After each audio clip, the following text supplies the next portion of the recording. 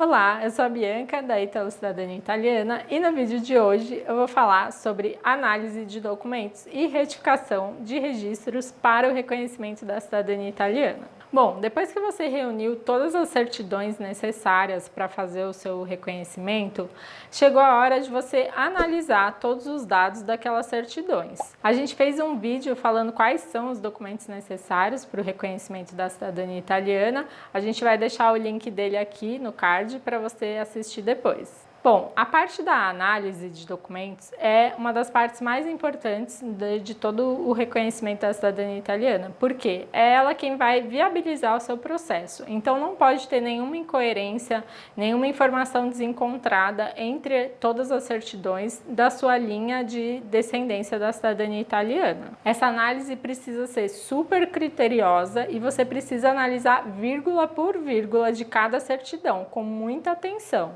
A certidão italiana de nascimento do seu Dante Causa, que é aquele antenato italiano que te transmite o direito à cidadania italiana, ela vai ser o seu ponto de referência, vai ser a sua base para você começar a analisar todas as certidões. Aí você vai pegar essa certidão de nascimento italiana e vai começar a analisar sempre do seu Dante Causa até você, até o requerente.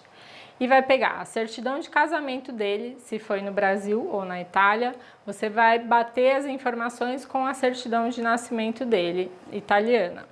Aí você vai pegar o óbito e vai fazer a mesma coisa e ver se as informações batem com o nascimento dele.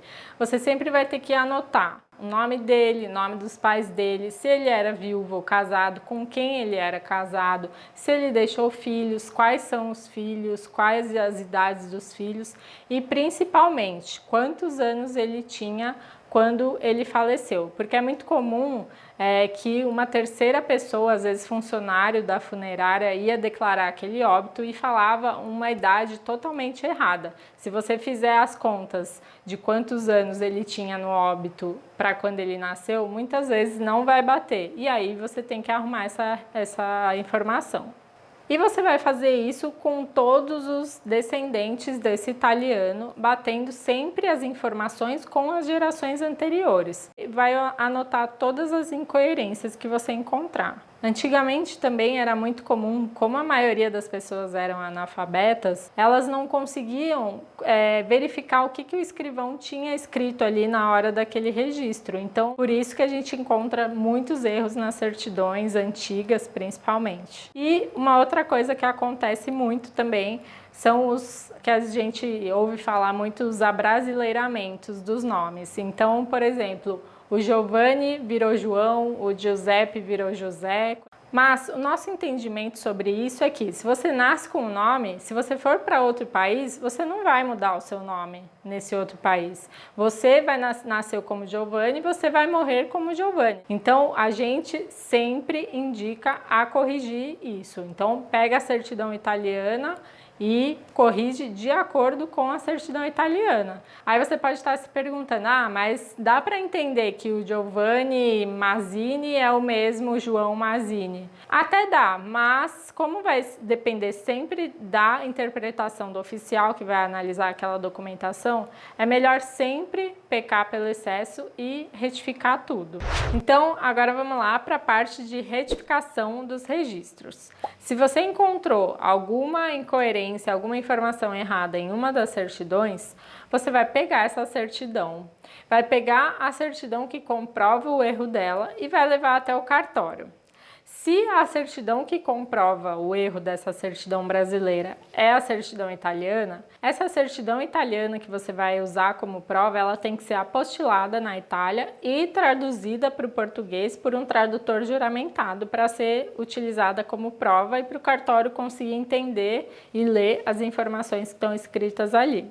E o cartório vai pegar aqueles documentos e vai analisar e vai enviar para o Ministério Público analisar também se aquela retificação pode ser aceita pelo cartório ou não. Se o cartório falar, ok, nós podemos fazer essa retificação, a gente entende aqui que esse erro realmente existe, você vai preencher o requerimento, vai pagar uma taxa e o cartório mesmo vai fazer essa retificação.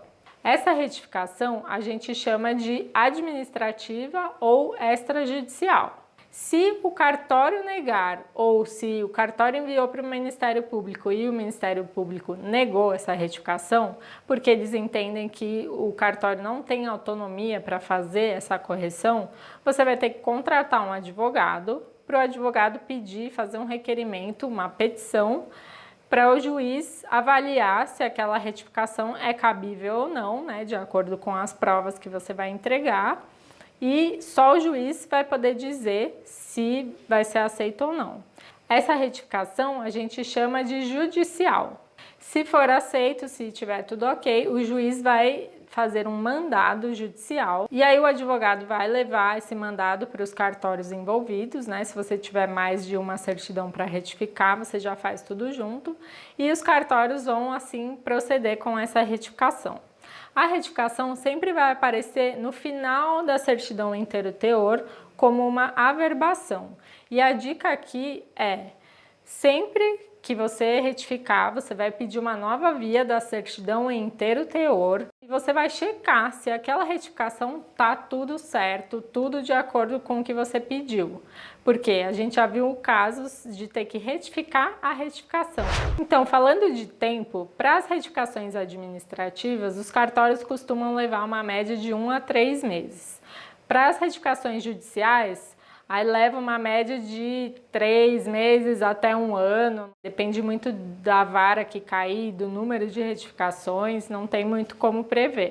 Falando de custos, as retificações administrativas, elas são tabeladas de acordo com o estado. Para as retificações judiciais, vai depender de quantas retificações você vai ter que fazer e dos honorários do advogado. Você pode gastar uma média de 3 a 5 mil reais, mais ou menos. A real necessidade de fazer as retificações vai depender muito de onde você vai fazer o seu processo. Se você fizer no Brasil, os consulados costumam ser um pouco mais flexíveis, mas na Itália os oficiais são bem criteriosos e ainda mais por todos os casos que a gente tem visto por aí de, enfim, fraudes e tudo mais.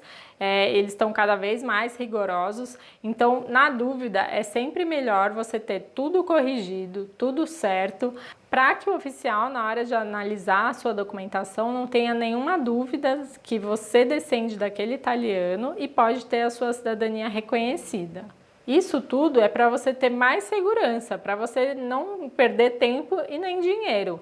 É melhor sempre você se planejar com antecedência, para você ter tempo de arrumar toda a documentação e não ter nenhuma dor de cabeça depois na hora do seu reconhecimento de fato. E se você quiser uma ajuda com essa análise, é sempre bom consultar um profissional, porque ele já está acostumado a analisar esse tipo de documentação, já sabe o que pode ser aceito, o que não pode ser aceito, de acordo sempre com o lugar que ele trabalha. Bom, e esse foi o vídeo de hoje. Deixa aqui embaixo pra gente os seus comentários, se você teve que fazer retificação, se foi administrativo, judicial, quanto tempo durou, quanto você gastou, porque assim pode ajudar mais pessoas também que estão nessa fase do processo.